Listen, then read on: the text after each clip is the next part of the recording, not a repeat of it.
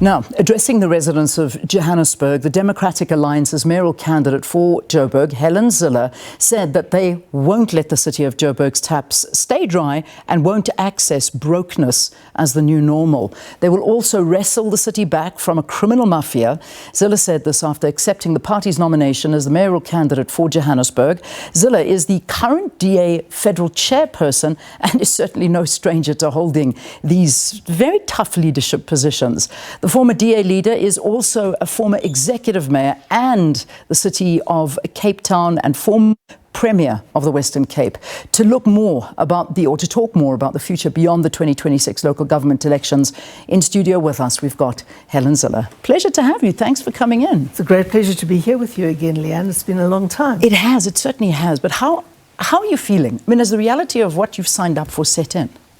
Yes, it has. I've had some time to think about it. I have gone down memory lane in the city over the past 2 weeks. I have seen a lot. I have been back to all my old haunts and wanted to weep when I saw some of them. But the reality of the challenge has sunk into me. But I still think I'm probably underestimating it. And I'll have to take one day at a time. We'll have to have a finalized plan, a budget to back it, and we will have to have a team that will implement it. I mean, you speak of the fact that you almost weep. I tell you what, I almost weep every day. When I live here, I was born here, and I've seen the decay of the city of Johannesburg. That, for me, in a way, almost looks like it is beyond repair, and it's a task that I don't know where you begin. So there's my starting question. Where do you begin? How do we fix this? Well, I do agree with you that it's now or never for Johannesburg, and the voters need to realize that the city is almost irreversibly broken, but I don't think it is quite there yet. I do think it is reversible, otherwise I wouldn't be trying to do this job.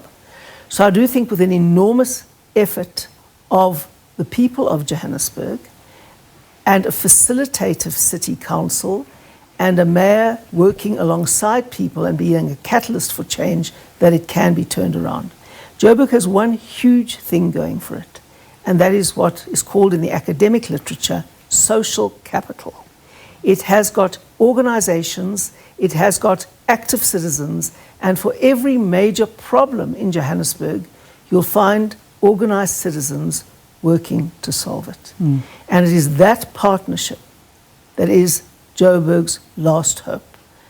That partnership between a facilitative city council getting behind active citizens to ensure that what is broken is fixed. That is what we're going to do.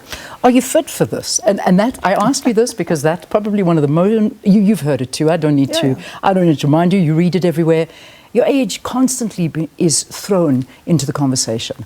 This is a long journey ahead of you. I mean, this is just the start of what is going to be, I think, a gruesome battle in the run-up to the heart of the country, which is Joburg. I'm still calling it the heart of the country because it is, but it's Absolutely, a big battle. It is. Yes, it is a big battle. And my age is actually nothing. I mean, I'm here, I feel as fit as I did when I was 25, probably more so. The one advantage I have now over what I had when I was 25 was that I have much more experience. And I think every job I've ever done in my life has prepared me for this challenge. Yeah. So I feel up to it. I've certainly got a lot of energy, and I was blessed with that by my genetics. Some people have retired at 35. Other people are having a midlife crisis at 75. And so you're fit for this, but do you have a deputy in mind? No, I don't. Still too early for that? What I have at the moment, we've got to get through an election campaign, and we've got to come out of that election campaign as the biggest party, and we've got to be able to, if we have to put a coalition together, to get a stable coalition that can stay the course for 5 years. Yeah. Setting that foundation is my prime focus over the next year. We're expecting the election to be sometime in November next year. It's going to be a grueling year-long election campaign. We're going to have to steel ourselves for it. And then, if the voters want to rescue their city, we should be the biggest party by some margin and be able to put together a stable government. But then it's over to the voters. We can only give them the best slate we can put together in the party. We can come up with the best plan that we possibly can.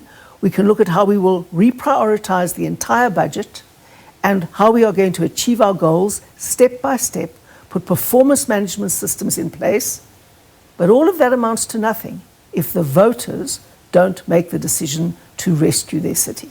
Where did Joburg go wrong? Because we have been through, I've lost count of how many mayors in this time, and it has all led to an absolute complex issue of, as I think you put it in an interview last night, you were saying that in your leadership, when the DA was there, you would survive from council to council meeting. And I ask the question all the time, who's actually running the city when there's just so much fighting behind the scenes? When did this happen? How did it all go wrong?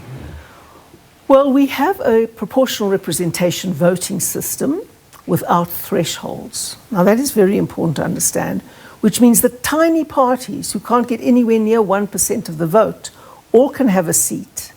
And then together they choose which side to back.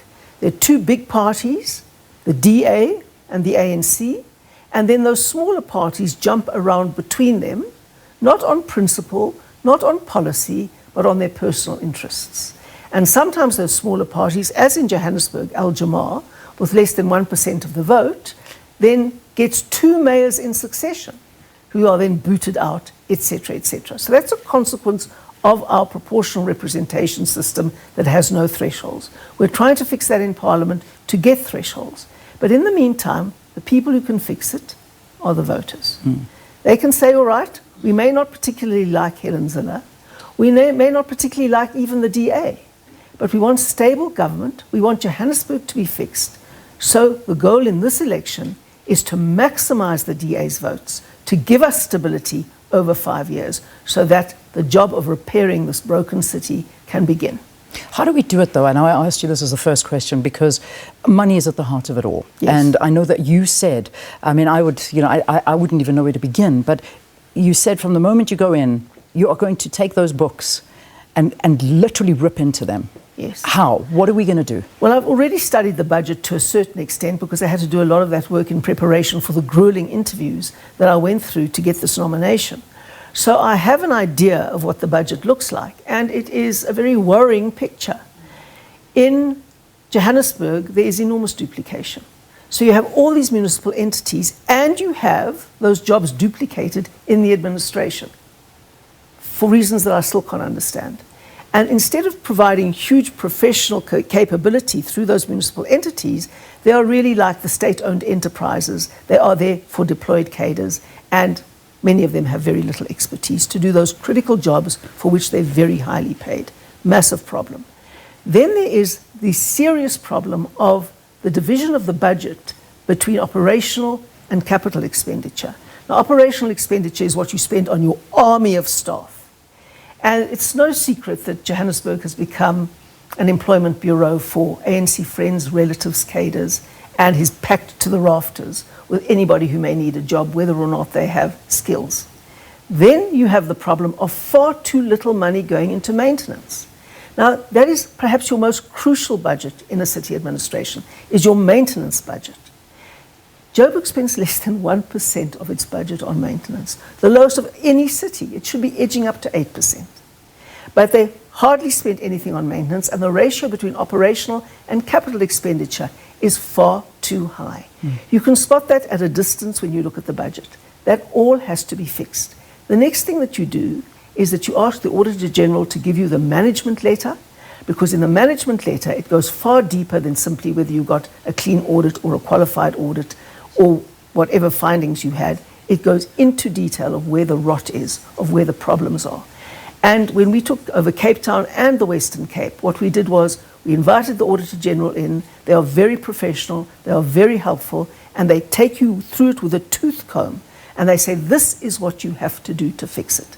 And I found that listening to the Auditor General's office has paid off handsomely in the results that you get in government. So, I mean, in order to do this, you need to win by a big margin. Because if you have to team up with lots and lots and lots of small parties, again, your hands are going to be tied. So educate the voter. Like what you are saying, and I heard you saying, stop voting for small parties. Let's talk big here. Yes. What are we talking? Well, you see, if I have to rely, like I did in Cape Town, on 6 other parties to stay in power, every time you make a bold move, you say we have to clean out this department. There's a lot of corruption here. some people in that department will go to the smaller parties and say, we don't like what Zille is doing here, don't let her do this, rather vote with the ANC to stop her. So for reasons that have got nothing to do with good governance, the smaller parties keep switching sides. And they are influenced and approached by people in the administration who may not like what you're doing. Now, to fix things, you can't be a leader like Cyril Ramaphosa. You can't facilitate and chat and talk. You have to diagnose a problem. You have to listen to people as you diagnose a problem. You have to talk about solutions, but then you have to act. You have to take decisions, and you have to move forward. And when you've got a very divided, large coalition to hold together in making those difficult decisions, it's very difficult to hold it together. And so people must say, look at the DA's plan, look at our competence, look at what we're proposing to do. If you back that, even if you don't like me, and even if you don't particularly like the DA, and you want to fix Joburg, give us your vote so that we have a foundation on which to do that.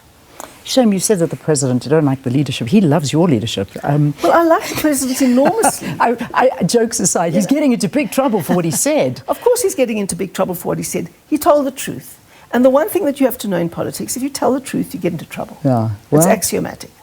Yeah, his party are not happy with him. And I can see that there's a lot of backpedaling and there's a lot of things happening behind the scenes to try and manipulate what he actually did say. You know, President Ramaphosa is fine for a negotiated settlement where you have to try and bring together all of these conflicting ideas, and when you are the non-executive chairman of the board who's trying to smooth things over. In a crisis, that's not the kind of leadership a country needs. In a crisis, you've got to have a person that'll study the situation, that'll listen to a lot of voices, that will take expert advice on board, and then say, that's where we're going, that's how we're going to get there. So, Winston Churchill said, you have enemies. Good. That means you've stood up for something sometime in your life. You got a couple of enemies out there. Of course. As much as the president may like the DA's leadership style in certain metros. And one of the people that really has a very sort of a lot to say about you is Herman Mashaba. I mean, he's been on full force at the moment. I mean, he's been calling your leadership style going back to apartheid.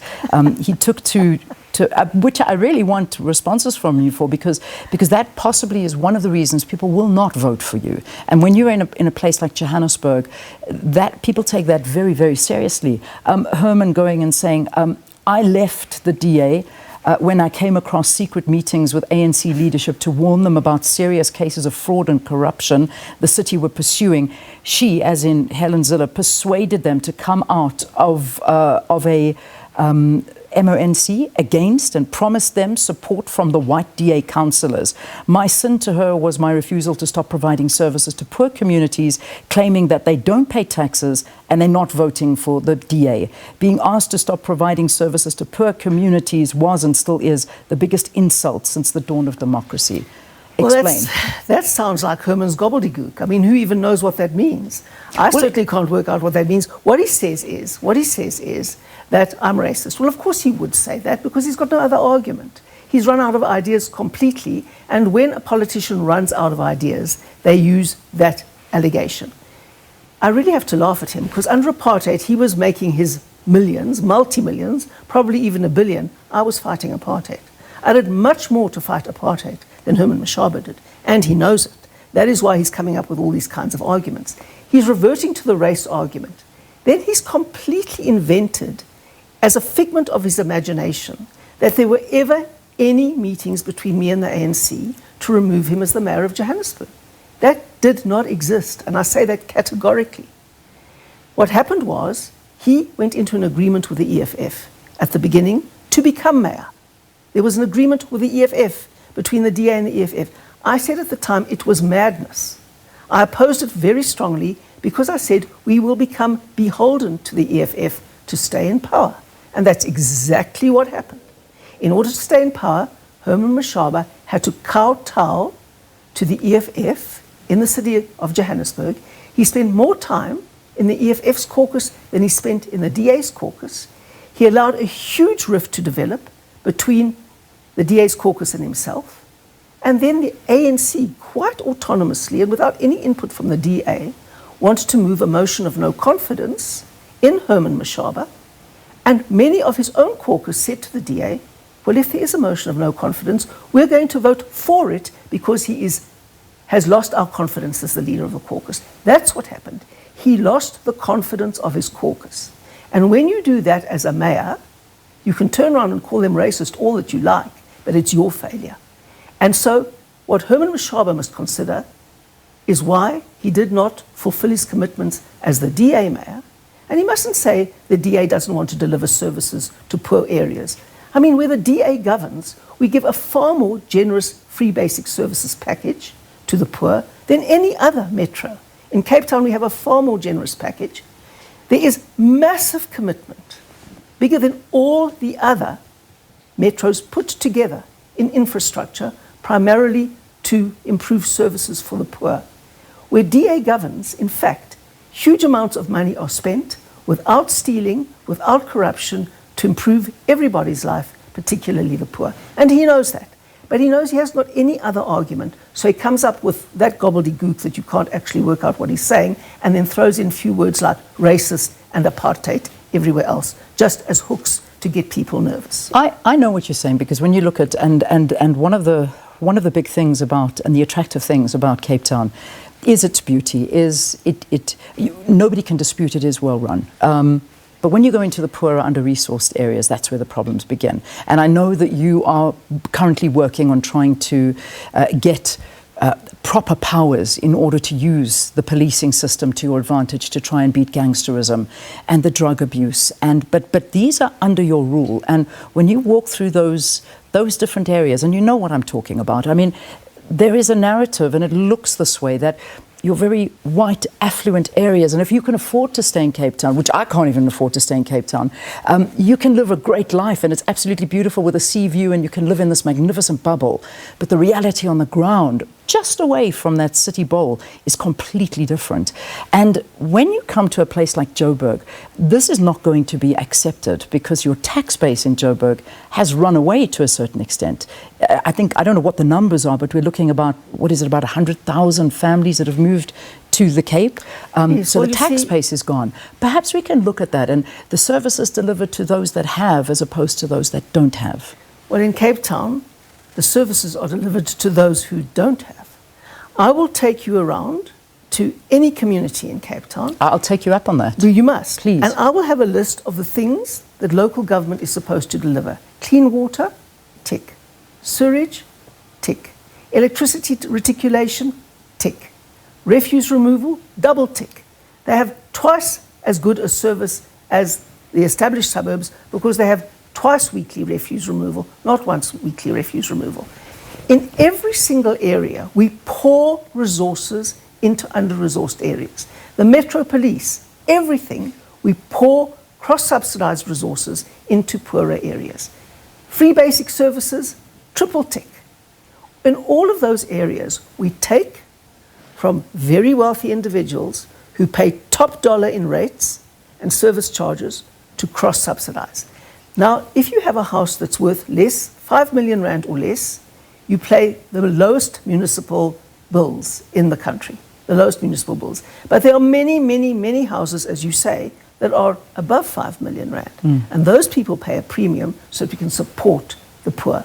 Why are there so many houses above 5 million rand? It's because many wealthy people from Johannesburg and from other places have poured into Cape Town because it's well run, because they know that they have an honest government that does its job properly and delivers services. And when that happens, people come and invest. They invest in buying houses, they invest in businesses. And the most important thing to understand that we do for the poor is give them a chance to get a job. When people see a future in a place because it is well run, they invest, they grow the economy, and they create jobs.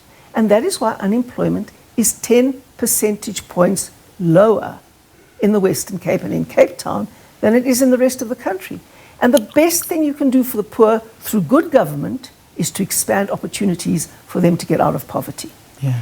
The wonderful leafy suburbs that you talk about look beautiful because people have invested their own money. We haven't built those houses for them. They built those houses for themselves. They also look after a lot of their own security. They invest hugely in their homes and in their suburbs. We invest massively in poor areas.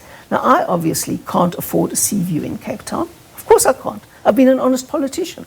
Where do I live? In Pinelands, in what Gayton McKenzie calls an RDP house. And opposite the road is Langa. And my husband does duty at the local Langa primary school where he tries to help with maths teaching there. And Langa has every service a local government should provide. Yeah. No worse than Pinelands, which is where I live. So let's come back to Joburg now, because we started off the interview with you reminiscing. You were born in Joburg. This is where you started. As you say, you took your first breath in this city, as many of us did. And for me, a week ago, I went and I did a little tour in the centre of Joburg, and I went up to the top of Ponte, which, by the way, was an amazing thing to do in one way. But when you look at the top and you look out and you look over the city, it looks like a war zone, and you have hijacked buildings, you have aging infrastructure, the stench of sewage in the streets is beyond.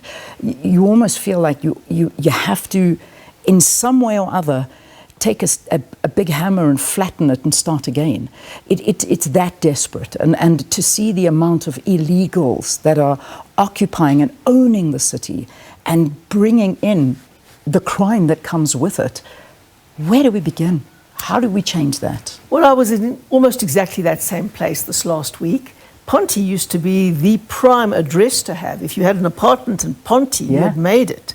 And in fact, I never made it anywhere near Ponte. The nearest I got was Berea. Yeah. So, of course, it was an aspirational address that I couldn't get to. Now it's a symbol of Joburg's decay.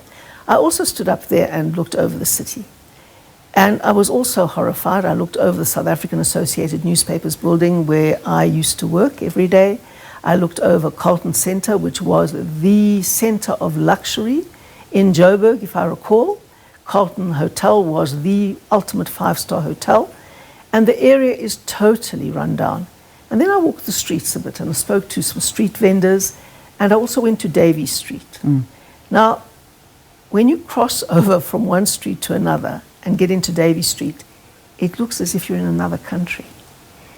Beautiful paved streets, beautiful greenery, lovely reclaimed buildings with biometric access control, everything moving very, very smoothly. Why? Because the private sector has partnered with the city in Davey Street and reconstructed the entire thing into wonderful student housing, safe zones, security on duty, and it gave me a vision of what we can do for Joburg as a whole. And that is private sector engagement. Will it not make things more expensive for us in Joburg? Well, things are already expensive, but won't that hike prices with private sector? Well, the bottom line is this. Do you want to fix Joburg or not? Those buildings are worth nothing. No one's even going to pay 10 Rand for them, frankly. And you're going to live in them probably without paying for a single thing, but then you're going to live with the stench and the sewage and the overcrowding and the murder and the crime. That's what we've got to fix. And we've got to get the revenue, and we've got to get the expenditure right, and we've got to get the partnerships right. I want to put up some of the comments. We'll read them. Let's have a look and see what South Africans are saying. Oh no, I have to wrap. Apparently you've got to run off. You've got a busy schedule. I thought we had half an hour. We did. I hate to tell you, that was a half an hour of conversation. No. Can you believe it? Can you give me a sound bite, 30 days of you in office as the mayor of Mayberg, the mayor of Joburg? What did it look like? Well, there's not much you can do in 30 days, let me be very honest. What you can expect is for me to have analysed the problem, to have a broad outline of the solution, to know the steps in priority order that have to be taken, and to communicate that clearly. Done. It's been a pleasure. Oh, okay, I've been given 2 minutes. They're teasing me and then they take it away from me. It's crazy. But I want to bring colour into it because it's real. It's a reality that you are looking out into a stream of not your colour, and you are going to go out there and get votes from people that are saying, we come from such a tainted history, and why would I do that? Why would I give my vote to somebody who oppressed me my whole life? And there's still a bitterness. How do you feel about that? And why do we still stand for that? I would challenge the notion that I've oppressed anybody. I don't believe that I'm an envoy of my race. I believe I'm an individual who should be judged on the things that I as an individual have done. And I did more to oppose apartheid than many, many black South Africans or coloured South Africans or any form of South Africans, for example. I'm not an envoy of any racial group. I'm an individual who does things that I believe are right. I don't judge anybody else as being an envoy of a race or an ethnicity.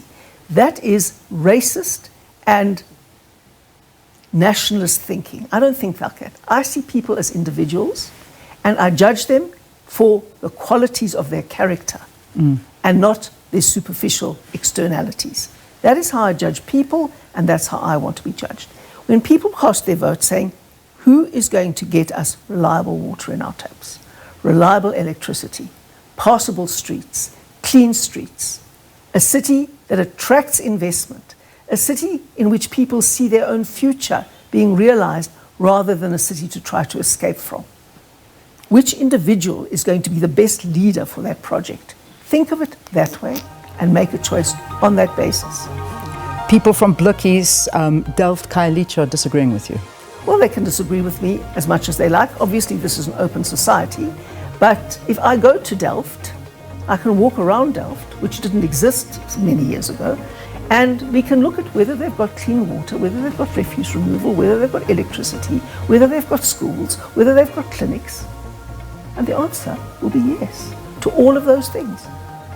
Well, that was Helen Zille, DA Johannesburg Mayoral Candidate, talking to us in studio. I know there's so many comments out there. We'll look at a few of them, but we thank you for your time. Thanks for coming in and being open and honest. And yeah, let's see what the next year holds in store, because that's going to be a very, very tough and interesting year ahead of us.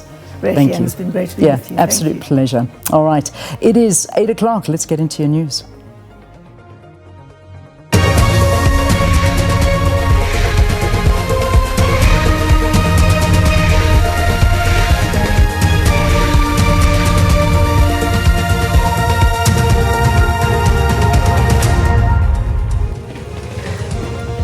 You're watching your news here on SABC. It's 8 o'clock. DA Mayoral Candidate for the City of Johannesburg, Helen Zille, says she's ready to deal with the crime and grime that is bedeviling the City of Gold.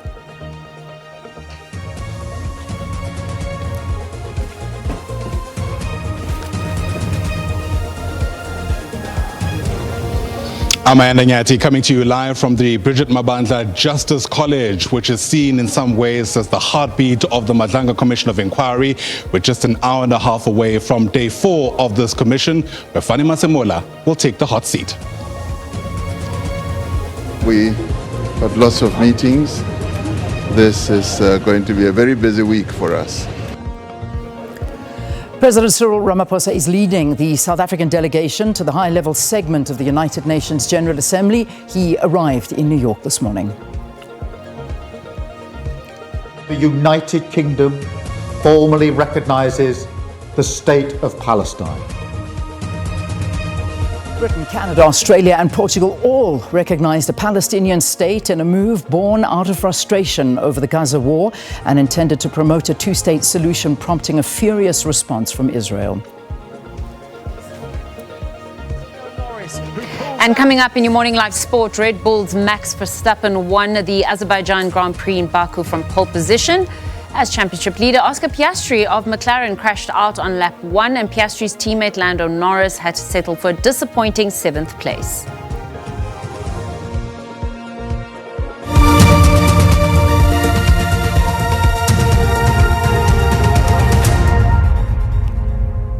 Well, a very good morning to you. Helen Zille has been announced as the DA's mayoral candidate for the City of Johannesburg and her plans to turn around the fortunes of the Golden City. Zille was speaking earlier on Morning Live. It's now or never for Johannesburg, and the voters need to realise that the city is almost irreversibly broken. But I don't think it is quite there yet. I do think it is reversible. Otherwise, I wouldn't be trying to do this job. So I do think with an enormous effort of the people of Johannesburg and a facilitative city council and a mayor working alongside people and being a catalyst for change, that it can be turned around. Joburg has one huge thing going for it, and that is what is called in the academic literature social capital. It has got organizations, it has got active citizens, and for every major problem in Johannesburg, you'll find organized citizens working to solve it. And it is that partnership that is Joburg's last hope. That partnership between a facilitative city council getting behind active citizens to ensure that what is broken is fixed. That is what we're going to do.